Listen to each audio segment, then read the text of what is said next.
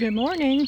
We're going to have one more video of the Bachelor buttons because the day has come to cut them down. They've kind of taken over the yard for sure. So I'm going to show you an overview of just how many. I don't know if you can get a good idea of how many there are, but there's thousands. Anyway, a dream, and ooh, there's a thistle coming up in the middle of it. So yes, it's definitely time to cut them down. They're starting to fall over like this, and there's plenty of seed. See, I don't know if you can see there. There's plenty of seed. So when they're cut, they will reseed, and there'll be plenty again tomorrow. See, there's a big gap right there where we've had rain over the last few days and they've really fallen over. So here's the Bachelor buttons. It's been fun. But then it becomes time to mow them down. Let's see, you can see here. Kind of like a field of dreams, except it's blue. And as far as colors, blue is just not one of my favorite colors, but Bachelor buttons and the way this is done is one of my favorite things in the garden. So there they are. Over here you can see that's a peony. Then we have iris and more Bachelor buttons. More and more. They really have been such a joy to look at. They're all over there in the shady part. So there they are. And here is the garden, the raised bed garden. Let's look here for a second. The roses have been outstanding this year. Really, that one was full until the rain has, you can see. So here we go. Let's go in here for a second. Well, probably longer than a second, but the dahlias are up.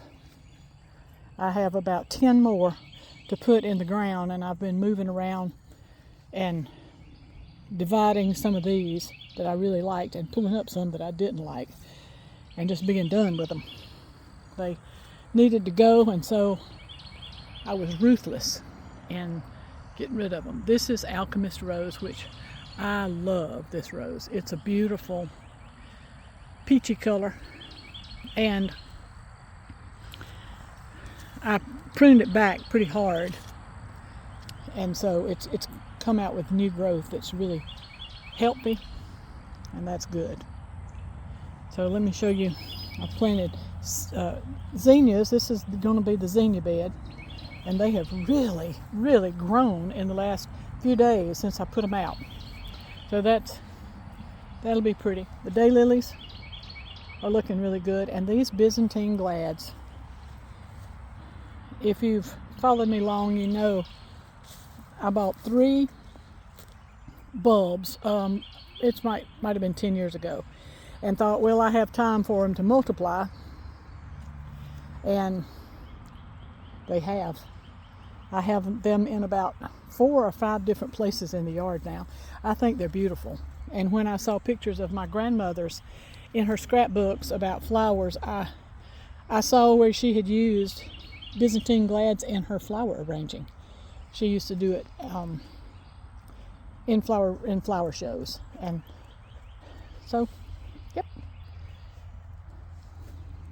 The daylilies look good. Some were really hurt by the freezes and the weather that we've had, but a lot of them look. This bed back here is looking pretty good. It's coming really greening up. Don't have any scapes or buds yet.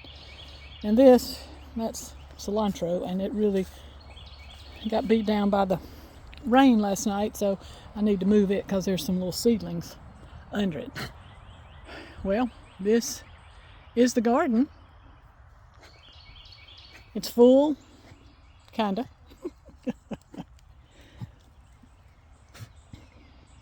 Yep, back there is pomegranate and figs and raspberries.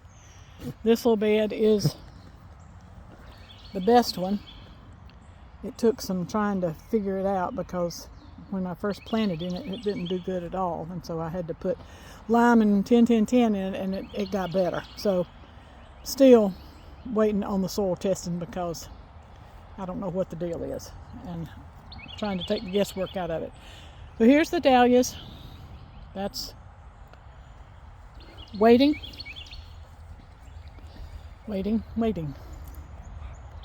And up there you can see the Bachelor buttons again. How they really, wow, lots of them. The color of the sky. So I hope you have fun planting stuff this weekend, at least being outside. This is Mona from Winterpast.